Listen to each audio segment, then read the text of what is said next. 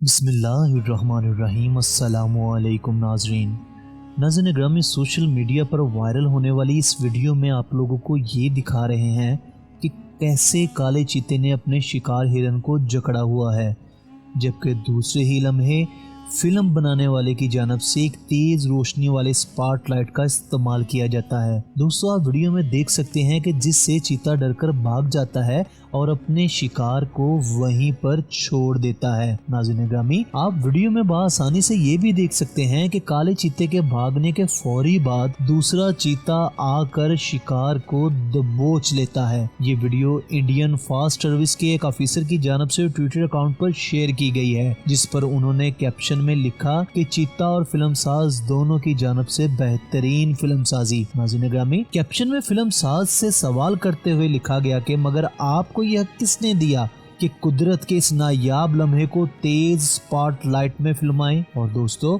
इस वीडियो को social media पर बाज़ सार्फिन की जानब से तनकीद का निशाना भी बनाया जा रहा है, कि जिसमें सार्फिन का कहना है कि तेज स्पॉटलाइट की वजह से चीता डर कर और अपना शिकार छोड़कर भूखा ही चला गया। नाज़रीन ग्रामी, आप अपना ओपिनियन क्या रखते हैं इस वीडियो में कमेंट्स बॉक्स में हमें जरूर बताइएगा। इसी के साथ अपने होस्ट अवैस पारा को इजाजत दें। जाने से पहले अपने और हमारे चैनल जस्ट इन्फॉर्मेशन को सब्सक्राइब करना मत भूलिएगा। खुदा हाफिज।